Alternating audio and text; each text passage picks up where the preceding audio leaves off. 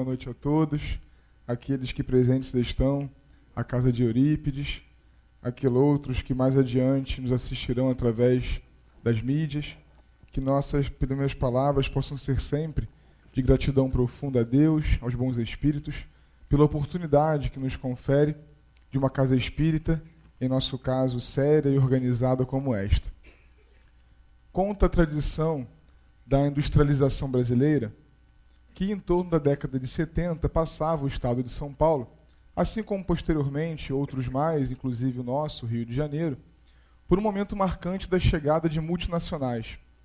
E aquelas multinacionais vinham justamente procurando a aceleração do crescimento que se dava naquele período de planificação da economia junto aos Estados Unidos, que dominavam o poder bélico, econômico de todo mundo, e particularmente no interior de São Paulo, uma dessas multinacionais estendeu a sua produção de pasta de dente.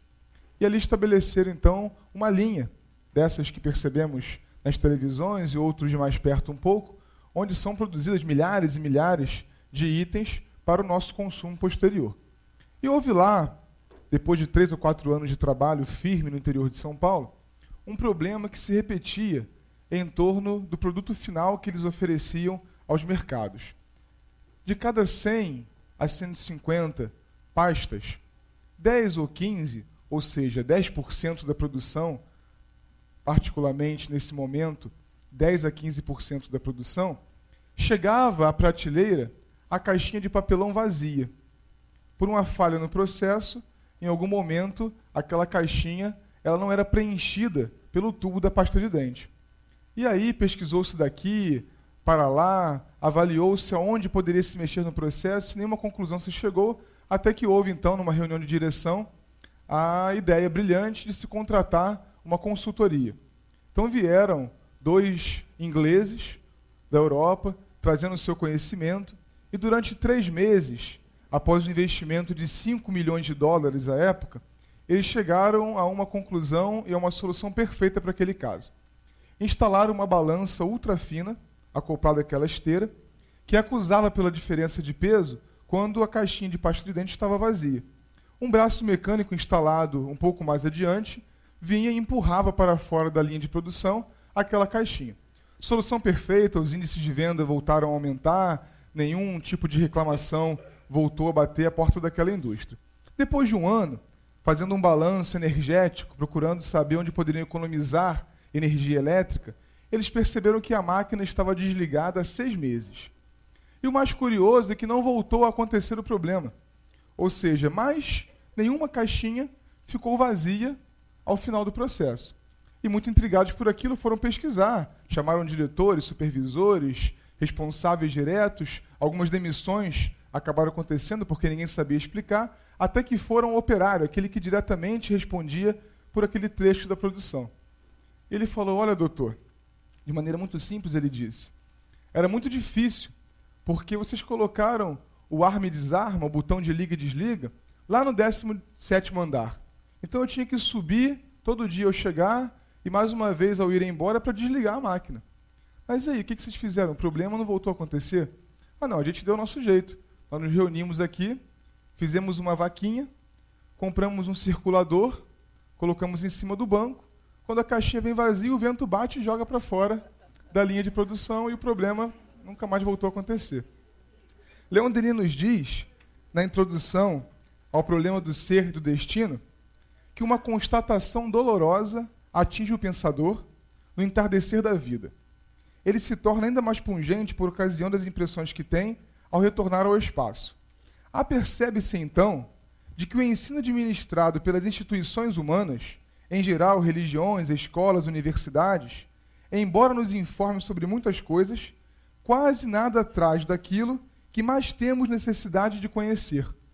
Aqueles homens, apesar de muito conhecimento, apesar de uma teoria brilhante, apesar até de saber o que fazer do ponto de vista prático, eles não estavam ali aquinhoados por aquilo que a experiência nos traz.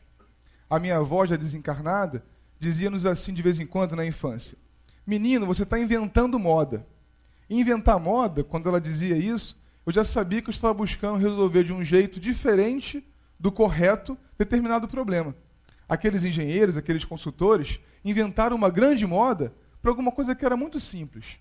E talvez nós, enquanto humanidade, estejamos ainda hoje inventando muitas modas para responder a coisas simples que o nosso coração tem necessidade de compreender.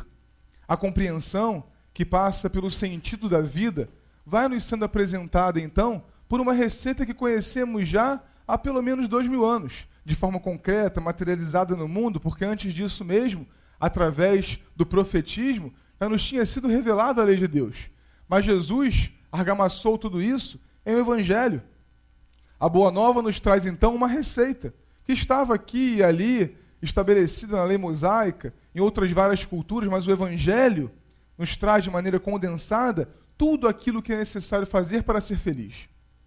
A doutrina espírita, felizmente ou infelizmente, já não sabemos dizer, só foi necessária pela nossa insistência em inventar moda. Só foi necessária pela nossa insistência no erro.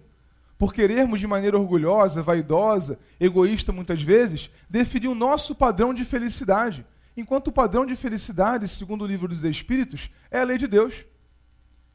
Nos diz lá o Espírito de Verdade que o homem só é infeliz quando se afasta da lei de Deus.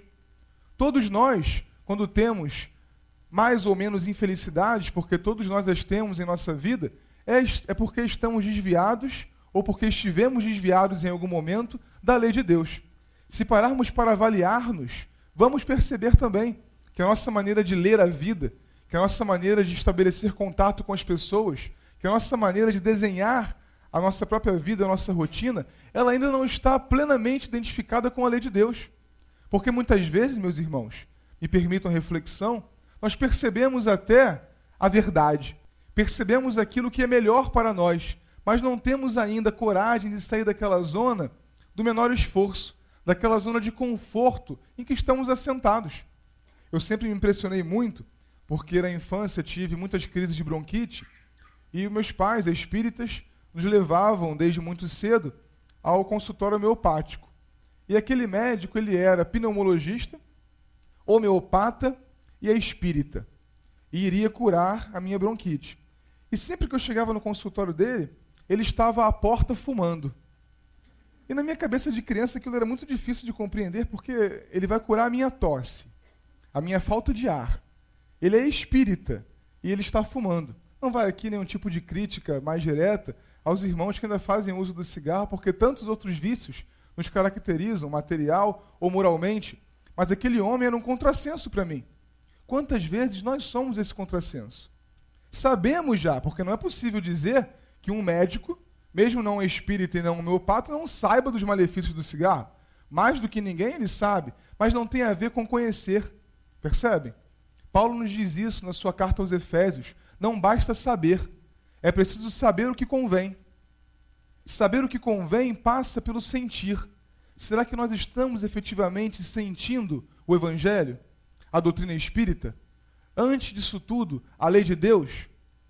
Ou no correr da vida, ainda mais hoje, numa vida de comunicação instantânea, que a coisa tem que ser sempre em tempo real, que nos sentimos defasados todo o tempo em relação às mídias, às notícias, nós vivemos exclusivamente quase a vida material. O problema do ser, elaboração de Leon Denis neste livro que o Gilberto já apresentou, ele é, na verdade, o problema, segundo ele nos diz, do próprio pensamento. Ser ou não ser é uma questão que todos nós nos respondemos ao longo da vida, ao longo das vidas. Porque não é só mais o ser da existência real ou não, que a filosofia, na Grécia Antiga, sobretudo, elaborava para nós. Sabemos já que temos existência real pela nossa ação no mundo. Mas será que a nossa ação no mundo está coerente com aquilo que desejo ser? Com aquilo que já sei que preciso ser? Porque nenhum de nós aqui ignora mais aquilo que vai no nosso coração e que precisa ser modificado. Só que aqui e ali nós preferimos ainda a nossa zona de conforto. O menor esforço vem nos caracterizando, nos diz Leon Denis, ao longo de séculos. E a doutrina espírita talvez seja a solução definitiva e a última possibilidade que Deus tem nos oferecido sobre a terra para esse despertamento.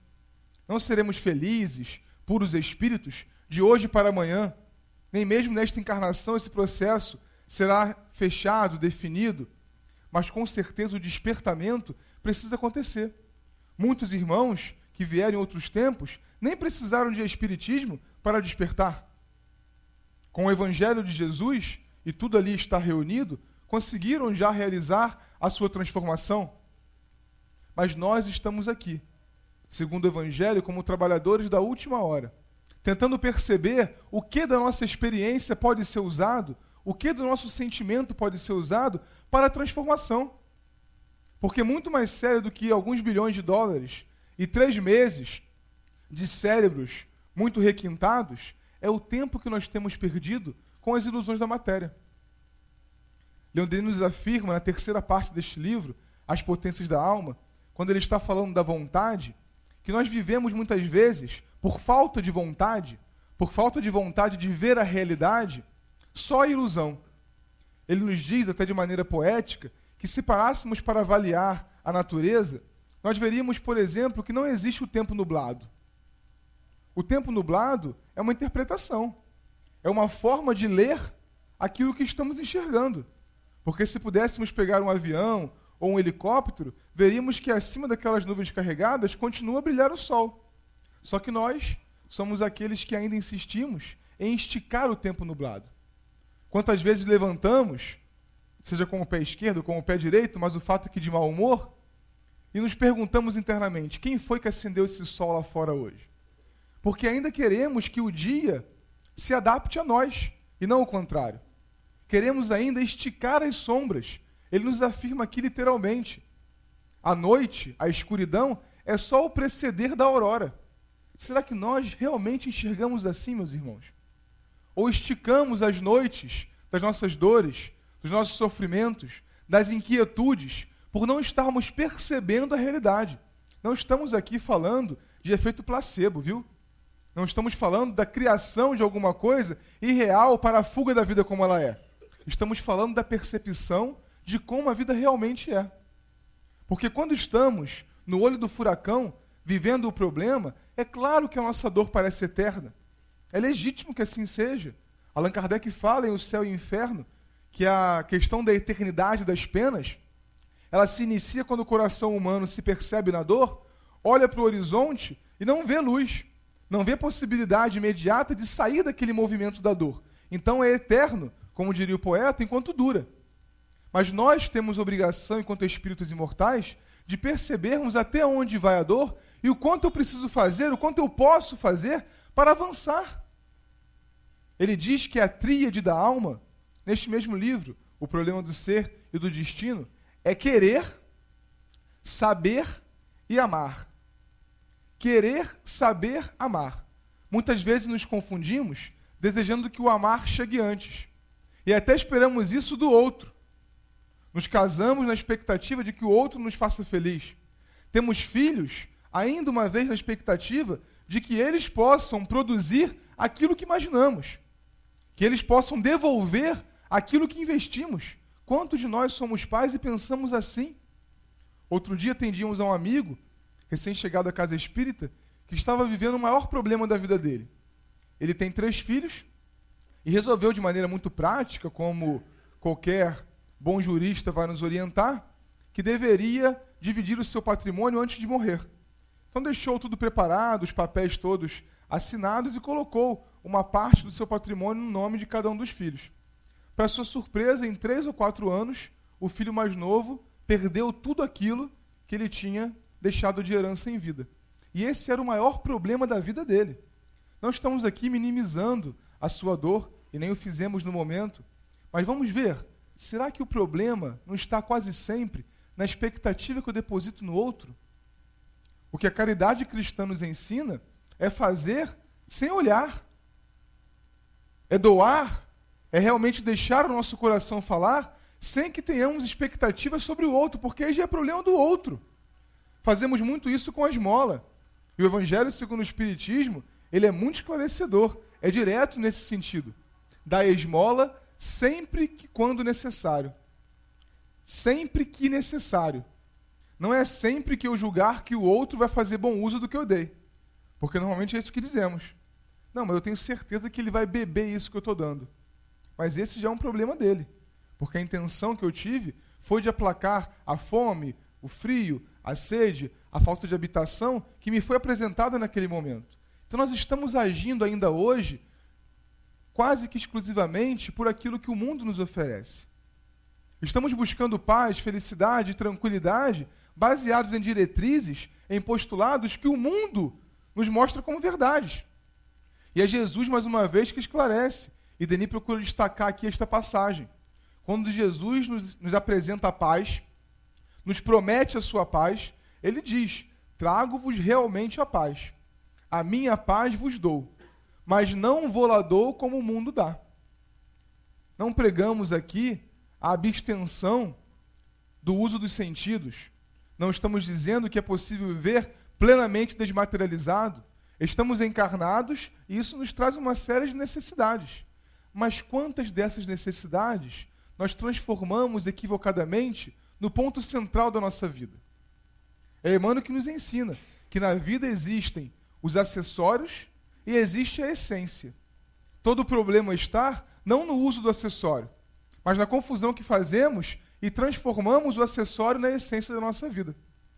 Quantos, em época de IPI reduzido, de taxa de juros muito baixa também, não têm a certeza de que a sua felicidade, ou menos ainda, de que a sua necessidade está na troca de carro?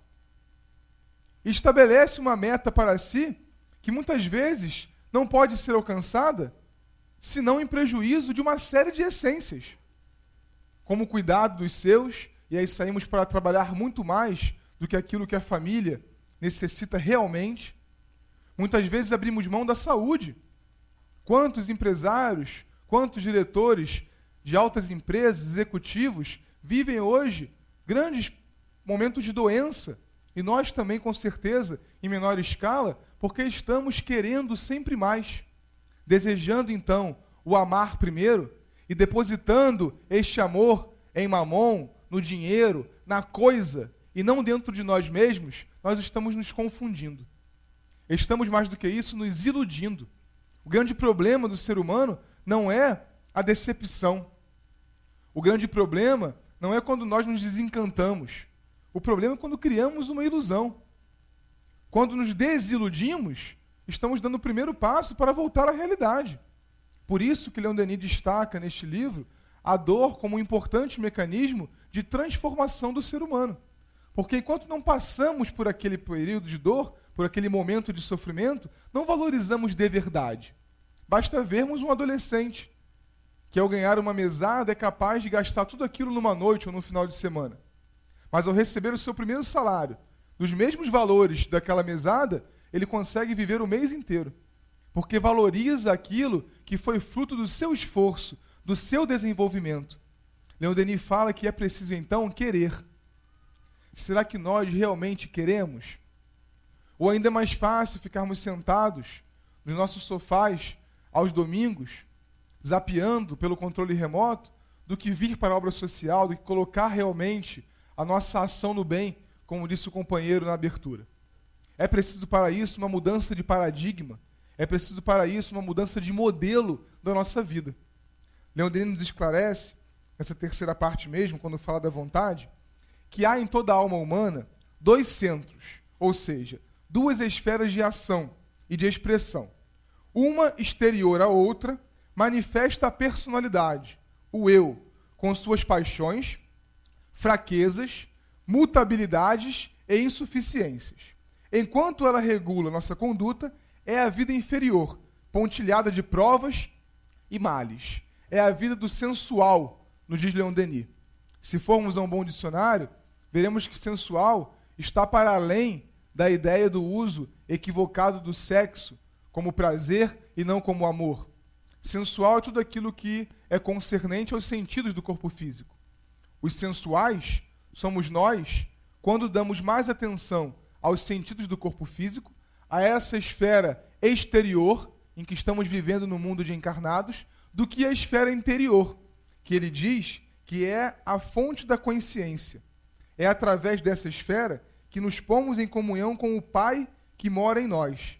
Apenas quando este centro de ação domina o outro, é que se revelam nossas potências ocultas e o espírito se afirma em seu fulgor e em sua beleza. Jesus, ajudando-nos nesse entendimento, ele diz que nós somos o sal da terra. E vamos pensar, o sal da terra, ou a própria propriedade do sal, é dar sabor. É aquele que confere tempero. Quando nós estamos vivendo uma vida sem sabor, sem tempero, ou quando deixamos de ser aqueles que temperam o mundo, nós estamos nos incluindo numa multidão que vive uma vida insossa. Aquilo que não tem gosto, aquilo que não tem sabor. Para combater aquilo que certamente foi o combate do nosso irmão, que estava às ruas, como a história que o Gilberto contou, para combater o desânimo, para combater a depressão, para combater a inutilidade, nós precisamos dar gosto à vida. Precisamos dar sabor, precisamos dar sentido ao viver. E isso começa, nos diz Joana de Ângeles, na nossa casa mental. Joana diz, no livro Mestre de Amor, que o nosso dia ou a nossa vida serão sempre aquilo que quisermos para eles. O que nós temos querido para o nosso dia? Será que acordamos, então, com aquele sentimento de mais um dia? Hoje o dia promete. Coisas que falamos, mais sério do que isso, coisas que sentimos durante a nossa vida e que vão muitas vezes contaminando as nossas relações e tirando o nosso próprio tapete. Graças a Deus, e ao entendimento que Allan Kardec e os bons espíritos nos trazem, nós não acreditamos mais, pela falta de lógica mesmo da teoria, na existência de um demônio. Só que o que o Espiritismo nos apresenta é muito pior. Seria muito melhor que o demônio existisse. Porque nós veríamos o nosso inimigo do lado de fora, e percebendo ele lá, eu conseguiria combater de maneira muito mais direta. Quando percebemos que o inimigo está aqui dentro, e mais do que isso, quando percebemos que adoramos esse inimigo, porque Paulo viveu isso, e nós vivemos também, com certeza muito mais. Ele disse, e já no final do seu apostolado, não foi lá no deserto não. Por que, Senhor? Que aquilo que eu quero, eu não faço. E aquilo que eu não quero mais, isso eu faço. É a nossa grande contradição. Por quê? A resposta, ela é o Denis que nos traz. Porque não queremos de verdade. Porque se nós quisermos de verdade, se essa potência da alma que é o querer tiver movimentado realmente a fibra do perispírito, nós então agiremos de maneira diferente. Todos nós teremos alguns ângulos da nossa vida que vamos imaginar. Quando tivermos realmente vontade daquilo, lutamos sem olhar os acessórios do caminho. Mais uma vez, fazendo poesia, ele nos fala aqui em O Problema do Ser e do Destino. É preciso caminhar na estrada da vida sem olhar as moitas do caminho. É preciso caminhar sem dar atenção às florezinhas do caminho. E nós vemos muito isso na obra de André Luiz. Quantas vezes o seu supervisor precisa aconselhá-lo, a ele, a Hilário, que se assemelham tanto a nós, né? Na inquietude, na impulsividade, porque eles querem parar no meio do caminho para atender a um e outro, enquanto o objetivo final está lá estabelecido. Não é indiferença, não é frieza, mas aquele que está ao caminho não é naquele momento o produto, o objetivo. Muitas vezes, Deus coloca acessórios em nossa vida possíveis para nos tentar. Palavra do Livro dos Espíritos. A tentação é justamente aquilo que está em teste, nos trazendo uma prova. Será que realmente esse filho percebeu o seu objetivo, o sentido de sua vida? Ou muitas vezes ele está se confundindo aqui no meio do caminho? E não é maldade de Deus, não. Porque quando uma prova nos chega, nós temos a oportunidade de conferir se realmente sabemos. Como a história do nosso início. Aqueles engenheiros tiveram uma grande oportunidade de aprender que a teoria não é tudo, mas que a experiência da vida pode resolver da mesma forma e de maneira muito mais econômica. Será que não existe, meus irmãos, uma forma mais econômica do que a que nós estabelecemos para nós, no hoje, de chegar à felicidade? Não é nenhuma novidade. Chico escreveu 400 e poucos livros, sem novidades. Leon Denis nos traz toda a sua obra de maneira tão detalhada, sem novidades. Porque Allan Kardec também não trouxe novidades. O Evangelho de Jesus, esse sim, pela imaturidade do nosso momento, ele foi a grande novidade. A boa nova. A meta do amor. Mas para alcançarmos isso, meus irmãos, é necessário estratégia. É necessário método. Essa palavra estratégia, ela vem do grego estratego. E estratego era uma profissão na Grécia Antiga. Era aquilo que se assemelha hoje a uma alta patente do nosso militarismo, um general talvez. O estratego era aquele que subia na colina mais alta de Atenas e antevia a guerra. Ele tinha a missão de olhar para o terreno, para o território, e antever, ter a presciência do combate, observar quais seriam os ângulos possíveis, onde os exércitos se encontrariam, quais eram as possibilidades de escoamento das tropas, de que forma que a cavalaria poderia ultrapassar. Ele precisava ver com antecedência para preparar os seus homens. E Leon Denis nos fala que é preciso ver a nossa vida também com antecedência, com antecipação. É a gênese de Allan Kardec, no seu capítulo 16, a teoria da presciência. Será que nós temos feito o exercício que os bons espíritos nos apresentam, nos aconselham, de olhar a nossa vida de maneira antecipada, olhar o futuro que queremos, planejar, ter estratégia? Não vai aqui, mais uma vez, nenhum tipo de direta ou indireta a nossa prática no dia a dia, até porque todos talvez temos passado ou passemos por isso ainda. Mas já repararam aqueles irmãos que ao sentar num restaurante, lhe é colocado na mão um menu, um cardápio, e quando ele está acompanhado, ele diz assim, olha, tanto faz, pode escolher você. Na lei de Deus, meus irmãos, guardadas as proporções, não existe isso de tanto faz. Escolhe você por mim. Agora vejamos, estamos no mundo espiritual, prestes a reencarnar, o guia do nosso lado pergunta, e aí, Saulo, que tipo de reencarnação você vai querer? Não, tanto faz. É ruim que tanto faz, porque entre o Brasil e o Oriente Médio vai uma grande diferença. Porque entre nascer em berço espírita ou precisar usar um véu islâmico vai uma grande diferença. E não estamos aqui fazendo nenhum tipo de análise pejorativa de outra cultura ou de outra religião. Estamos tentando aproveitar aquilo que os bons espíritos estão nos dizendo. Outro dia mesmo, o espírito nos dizia isso. Talvez, na tua vida, e talvez valha para todos nós, essa circunstância não se repita. Talvez, na tua vida, essa circunstância não se repita. Claro que ele estava falando da vida do espírito imortal. E a circunstância é esta encarnação. Vamos avaliar quantas pessoas neste planeta Terra têm a possibilidade que temos hoje às 20 horas e 30 minutos de uma segunda-feira à noite. No Brasil, nós somos 3%. No mundo, nós nem existimos matematicamente. Nem é possível a estatística avaliar. Liberdade de expressão, de culto, liberdade de transitarmos no mundo, de pensarmos aquilo que desejamos, nós não temos isso em qualquer canto do planeta Terra. A circunstância familiar, profissional, social, da qual reclamamos tanto, talvez não se repita, porque existem muito poucas melhores do que essa. E nós, muitas vezes, por estarmos vivenciando esta, não percebemos. Não temos noção do conjunto e reclamamos da nossa vida. Todos aqui devem, porque estamos em Jacarepaguá, quando falamos na Barra, na Zona Sul, precisamos ter esse cuidado. Mas a maioria de nós vai ao mercado. Não temos empregados para esse tipo de tarefa.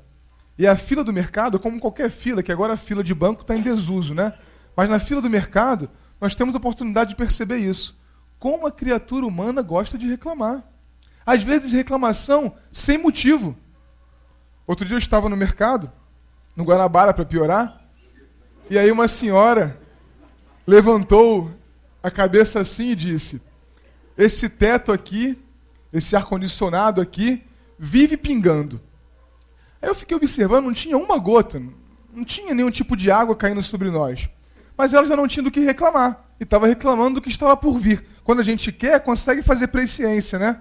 Ela ficou olhando. Daqui a pouco cai uma gota do ar-condicionado no olho dela. Eu juro que eu não pensei bem feito. Mas eu fiquei avaliando se às vezes nós não estamos querendo com toda a vontade que está nos dizendo aqui Leon Denis, mas a coisa errada. Queremos de maneira torta. Queremos sem estratégia, sem avaliação. Talvez se ela quisesse que a moça do caixa fosse um pouco mais rápida, fosse possível. Só que ela não queria aquilo. Ela queria reclamar. Nós reclamamos do sol, da chuva, do frio, do calor. No Rio de Janeiro, então, qualquer 19 graus é uma reclamação danada. Porque nós não estamos sabendo avaliar o nosso futuro. Então exageramos essa esfera de ação que vai passar. É essa o maior ensinamento, é essa a maior virtude que o Espiritismo pode nos apresentar. Erasto, no livro dos Médiuns, diz isso. Toda e qualquer comunicação com o mundo dos espíritos serve única e exclusivamente, é a expressão dele, para comprovar-vos a imortalidade e para convencer-vos de que vale a pena continuar vivendo. A Organização Mundial da Saúde estabelece hoje como a principal doença, como o mal do século, não Alzheimer, Parkinson, câncer, AIDS, nada disso, as endemias que atingem os mais diversos continentes, mas é a depressão. O mal do século é a depressão. E a depressão, meus irmãos, sob a ótica espírita de Joana de Ângeles, sobretudo, mas que está baseada numa reflexão claramente feita aqui por Leon Denis em O Problema do Ser e do Destino, a depressão é o contrário da oração. Porque o que é o depressivo? É aquele que está trancado em si mesmo. É aquele que está isolado do mundo. É aquele que desenvolve determinados pânicos pelo convívio com o outro, pelo diferente, pelo pensamento que vem de fora. Ele se basta. E muitas vezes nem ele se basta.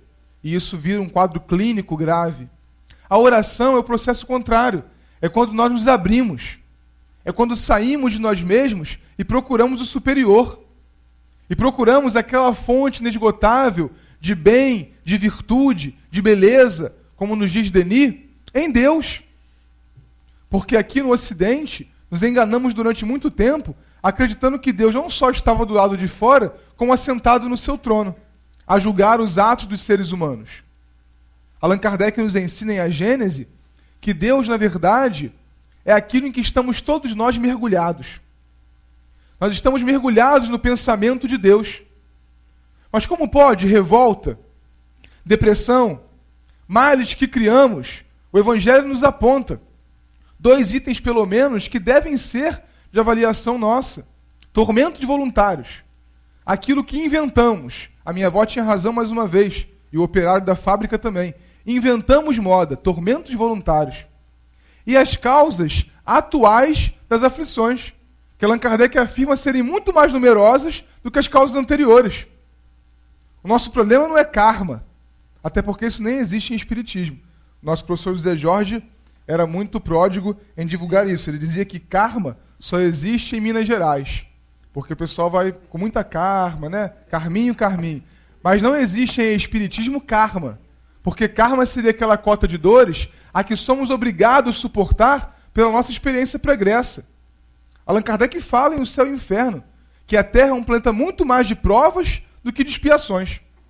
Porque a expiação, como aquele sofrimento consciente, como o expurgo que a alma vem fazendo daquilo que perpetrou no passado, poucos de nós estamos em condição de fazer. Sabe por quê? Porque reclamamos. Ele diz isso lá. A expiação é caracterizada pela conscientização do mal praticado. Quando nós estamos conscientes da besteira que fazemos, andamos pianinho, na linha. Se nós estamos hoje desviados, é porque ainda não estamos plenamente conscientes daquilo que fizemos. Não estamos plenamente conscientes nem do que fazemos, nem do ponto de vista social, político. Do ponto de vista político vem mais um exercício aí, né? Onde nós vamos votar e vamos esquecer em quem votamos. Nós não estamos conscientes nem da escolha material que fazemos, porque vamos comprar um carro sem ter certeza que precisamos dele. Vamos ao shopping passar o cartão de crédito porque existe um vazio emocional dentro de nós.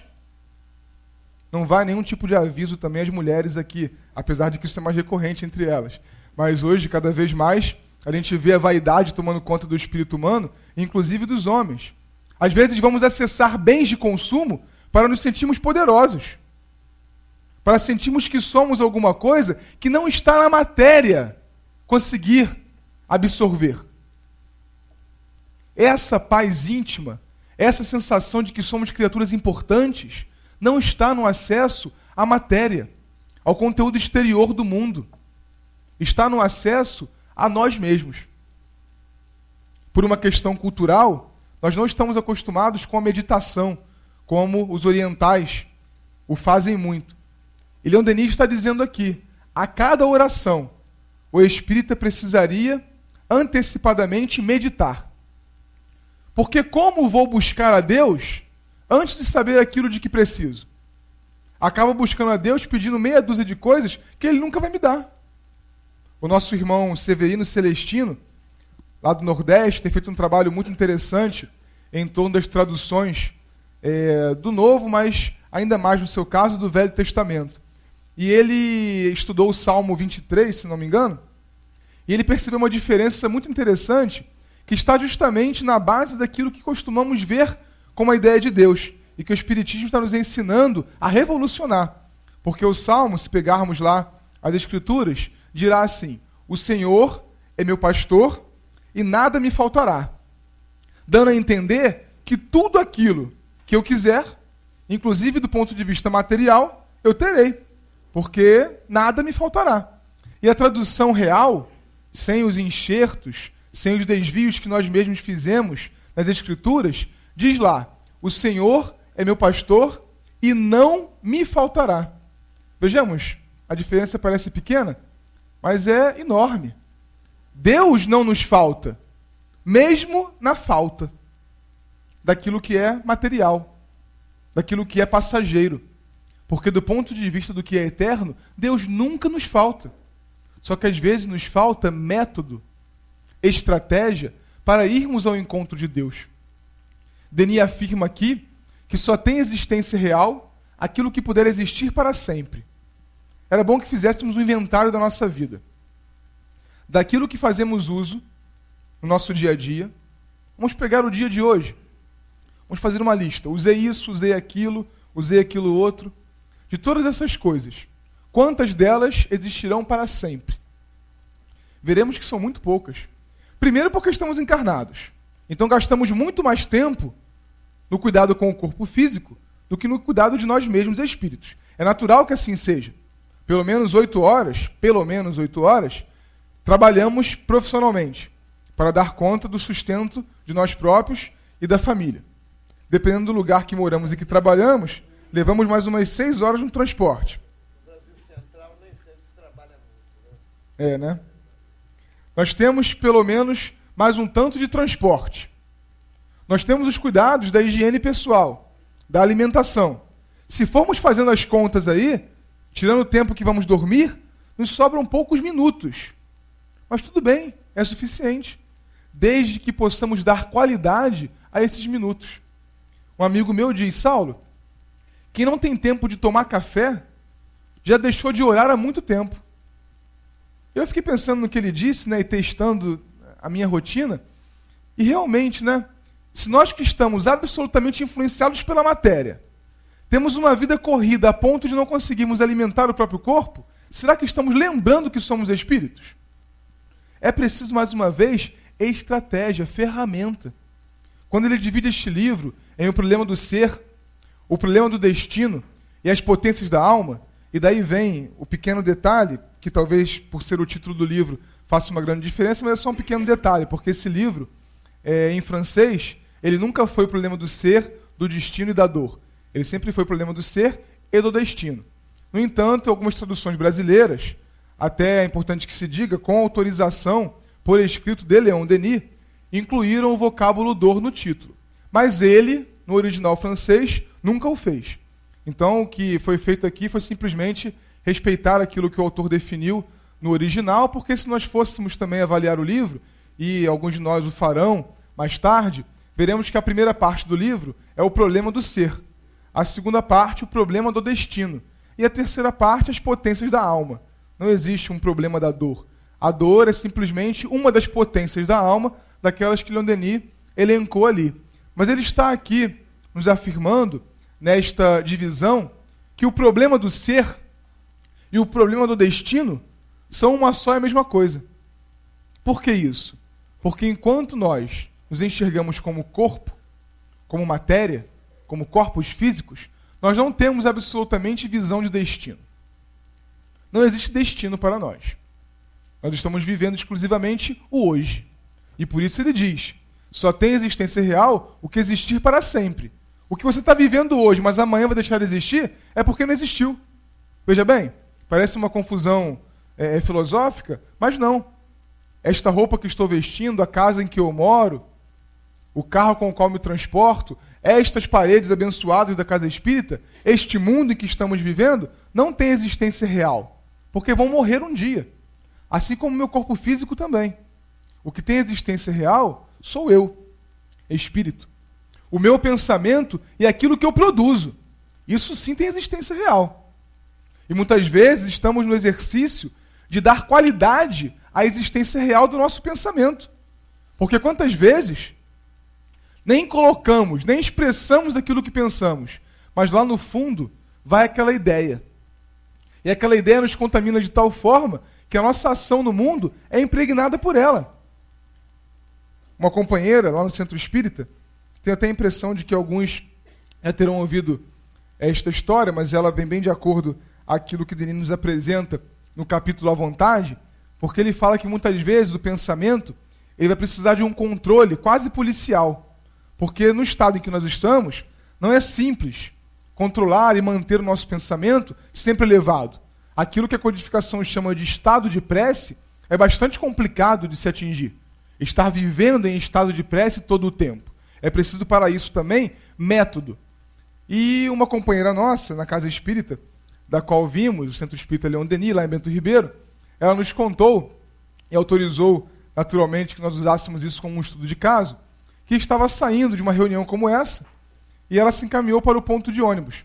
Aqueles que conhecem o CELD vão lembrar bem, a nossa casa fica atrás de um mercado, e existe um ponto de ônibus que fica sempre muito movimentado no fim das reuniões.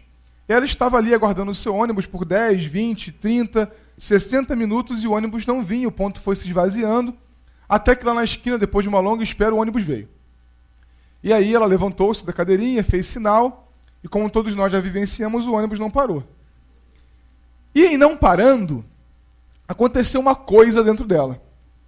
Muito parecida com algumas coisas que acontecem em nós, no trânsito, né? Diante das nossas crianças, em tantas oportunidades da nossa vida. Ela ficou irada. Ela se viu em cólera, como o Evangelho nos aponta aqui. E nesse momento, naturalmente, tinha esquecido já que veio da Casa Espírita há uma hora só, tinha esquecido que era médium já há muito tempo, e ela falou alguma coisa para aquele motorista. Apesar dele não ter ouvido, naturalmente, ele passou muito rápido, mas o problema que está aqui em análise é o pensamento. Então ela falou assim, vai encontrar um poste na próxima esquina. Ela falou isso. Só que quando ela foi falando isso e acompanhando o ônibus, o Gilberto vai lembrar bem que a nossa casa ela tem um andar a mais que o mercado.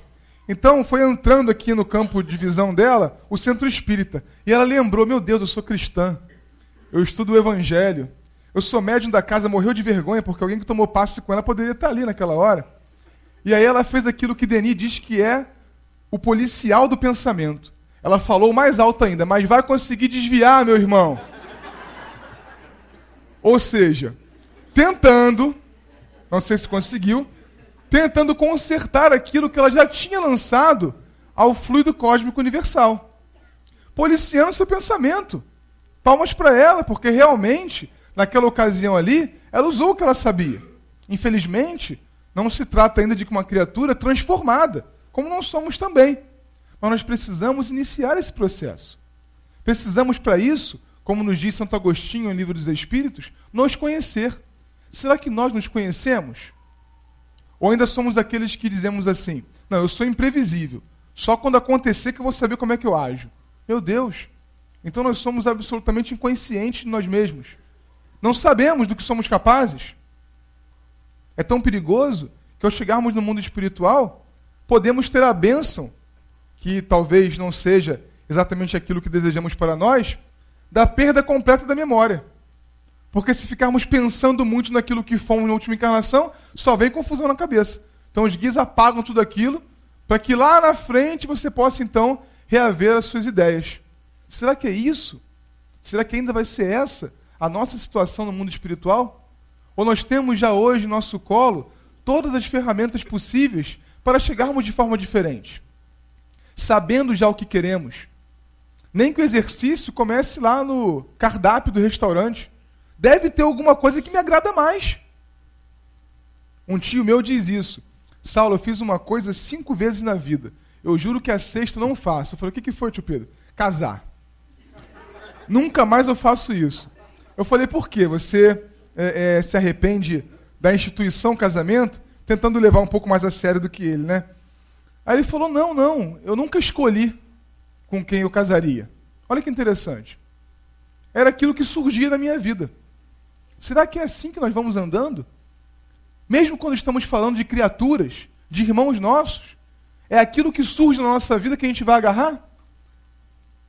Porque também tem aquele que vive o contrário disso, né?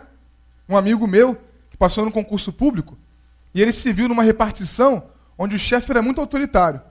Como tem estabilidade, então ele foi lá e pediu logo uma permuta. Arrumou alguém para ficar no lugar dele e foi para outra sessão. Isso 1 mês depois. Ele me contava a história dizendo, Saulo, tem 2 anos e eu passei por 19 sessões. Aí eu falei, caramba, 19? Tentei fazer uma conta rápida na cabeça e me confundi, porque afinal de contas, ele não ficou nem 2 meses em cada sessão. Eu não sei se em 2 meses dá para conhecer alguém direito, né? E aí, ele não me perguntou nada, eu fiquei quieto. Mas no final ele falou, o que o Espiritismo diz sobre isso? Eu falei, meu Deus, agora o que eu vou dizer para ele? Porque o Espiritismo diz não é bom. Mas eu disse para ele, olha, escolhe o 20º e fica.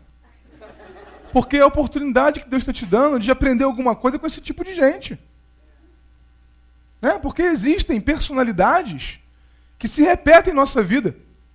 E talvez esse meu tio nem esteja fazendo a avaliação perfeita, porque ele no final disse, olha, vou te dizer, os mesmos problemas com todas elas, as mesmas complicações com os filhos, as mesmas vizinhanças complicadas, os problemas se repetem. Talvez até porque não escolhemos bem.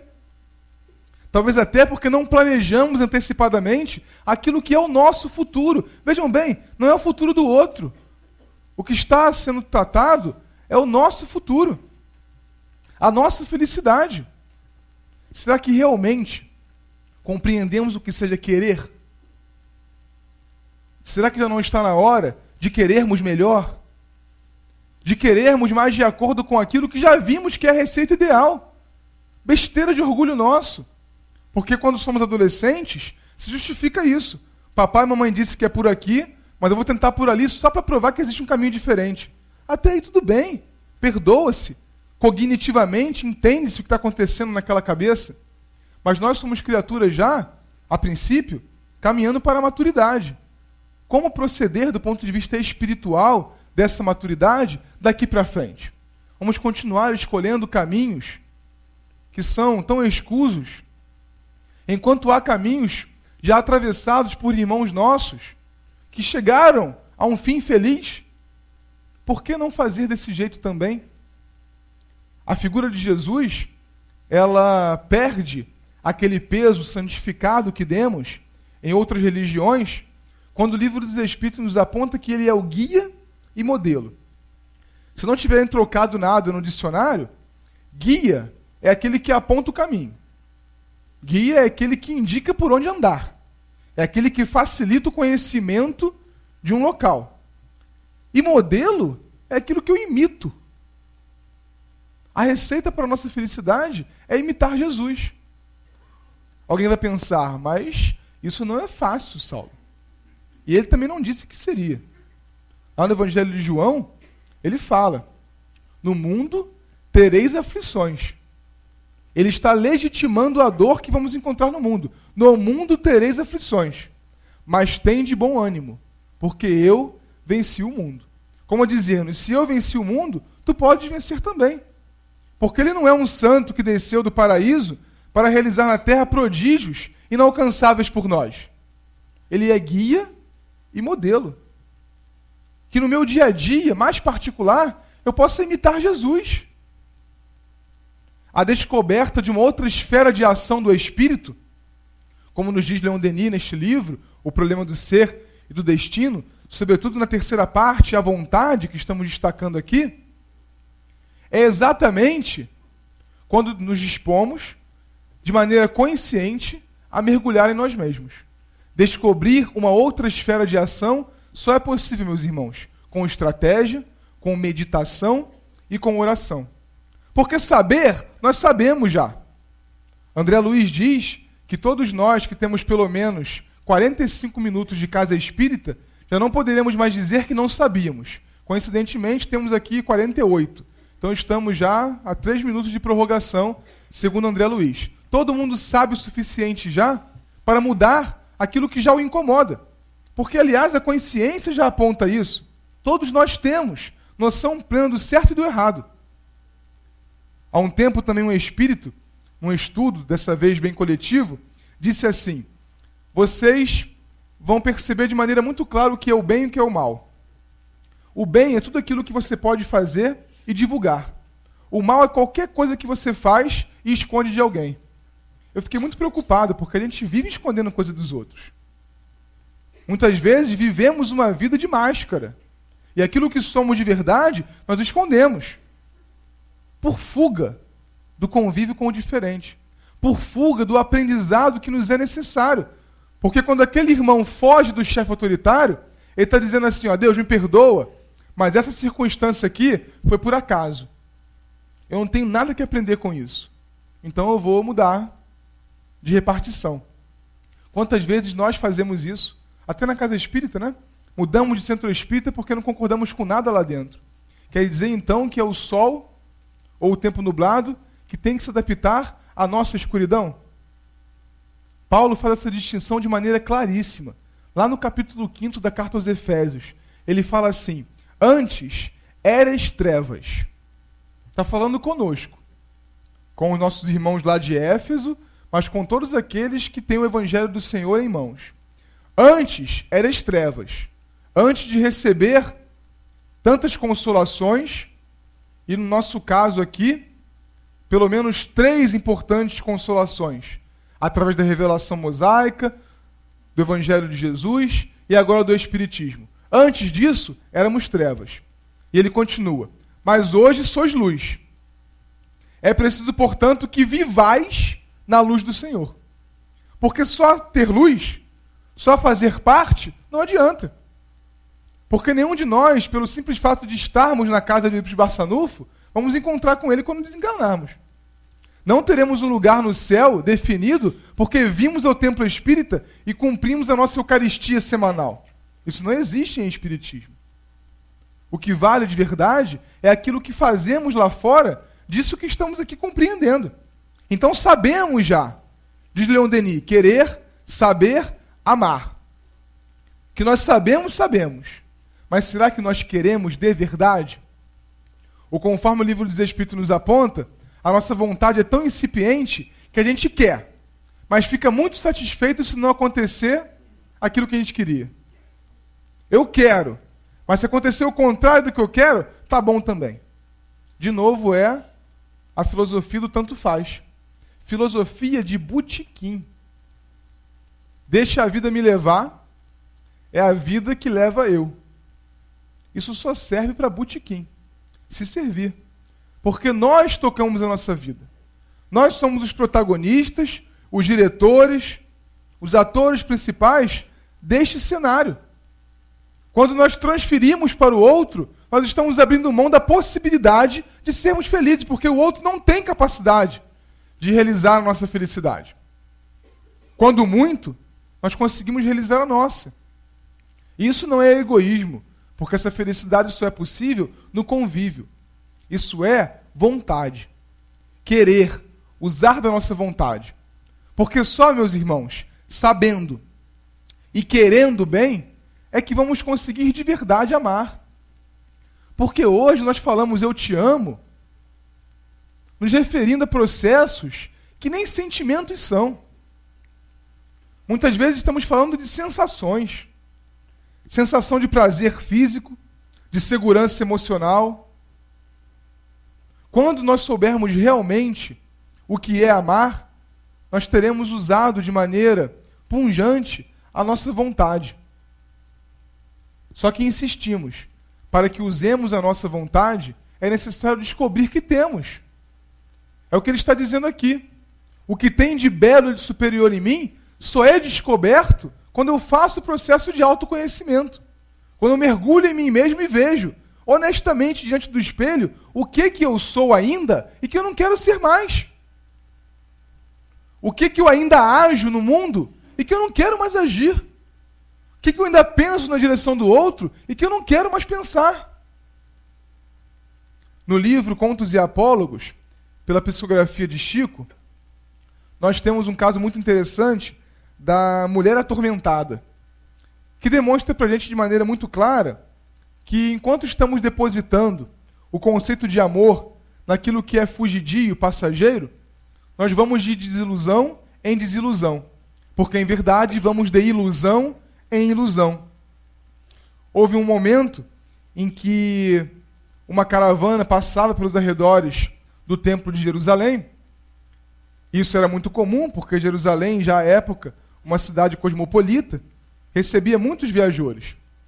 E aquela mulher sempre se colocava à beira do caminho, porque ela tinha uma loja de essências, para onde ela costumava atrair os turistas, através realmente daqueles aromas, e ali estabelecia, digamos assim, uma casa de prazeres materiais, onde os viajantes poderiam também se locupletar naquilo que o corpo físico pode oferecer de sensações prazerosas.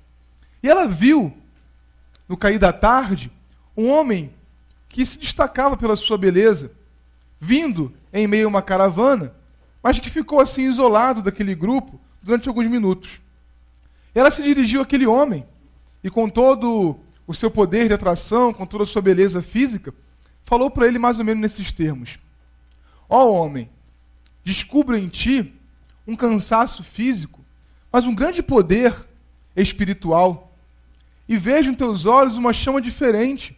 Por que não vens comigo? Tem uma loja de essências, onde a minha beleza, onde a música, onde os manjares poderão te dar uma vida regalada, feliz. Vens comigo. Quem sabe, talvez, eu não possa até rever alguns pontos de vista e ficar só contigo, porque percebo em teu olhar um brilho diferente, e talvez por isso te ame. E aquele jovem nada respondia. Ela foi enfurecendo porque estava acostumada a tê-los todos a seus pés, e perguntou de maneira muito incisiva: tu não vens? E aquele jovem mancebo, com o cabelo cortado à nazarena, com os olhos muito vivos, disse: hoje não, talvez amanhã.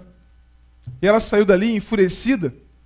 E dali a 2 anos, numa outra paisagem, em torno do tanque de Betesda, nós vamos ver Jesus curando um paralítico, enquanto um cego aguardava a sua vez. E uma mulher idosa, já muito idosa, veio ao seu encontro rogando ajuda, rogando seu suporte espiritual, porque uma mulher carcomida pela lepra naquele momento, a conhecida hoje hanseníase, precisava de cuidados últimos. E ele não pensa 2 vezes, cura o cego que estava no aguardo e vai na direção de um ambiente andrajoso, sujo, onde ele entrevia uma antiga casa de prazeres terrestres. Ele vê aquela mulher esticada ao solo, relembra a paisagem de 2 anos anteriores, onde talvez aquele mesmo espírito, mais iludido pelas coisas do mundo, lhe oferecia tudo aquilo que a carne pode nos oferecer de prazer.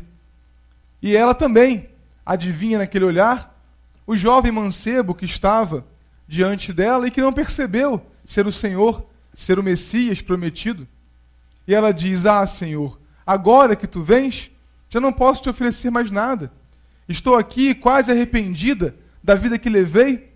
Olha meu corpo, ele já não é mais belo, eu já não tenho mais o que lhe dar. Por que tu vens agora? E Jesus, na sua memória plena, completa, certamente, ele relembra o quadro de 2 anos anteriores, relembra integralmente a frase proferida por ela e repete: porque hoje descubro em teu olhar uma chama diferente, e talvez por isso te ame.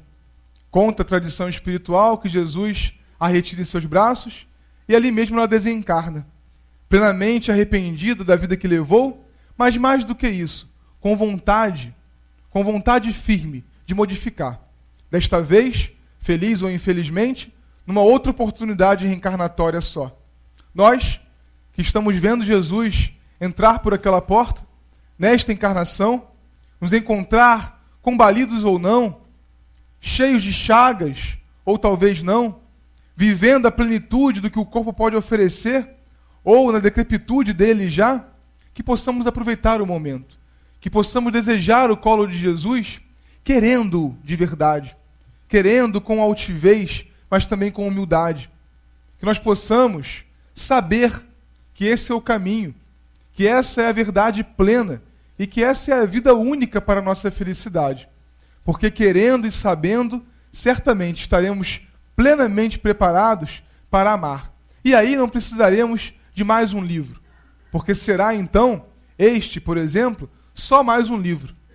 Hoje é um tratado, assim como a codificação, de método de transformação, de método de felicidade. Porque se acreditamos que um dia vivemos na treva e que hoje a nossa vida fez lume pelo encontro com o Espiritismo, porque ela se transforma pelo saber que aqui apreendemos, que nós possamos viver nessa luz, transformando, praticando, vivendo efetivamente o Evangelho do Senhor e descobrindo, talvez no final da vida, quem sabe amanhã ou logo depois, que o sol sempre estará lá para irradiar e que o alvorecer está por vir, mesmo que a noite de hoje ela seja densa, ela seja espessa. No momento em que a noite se faz mais escurecida, é porque está quase amanhecendo. Que nós possamos viver a vida real, nos colocando no ponto de vista da vida espiritual. Porque com certeza, e só assim, estaremos caminhando ao encontro de Jesus, ao encontro da nossa felicidade. Graças a Deus.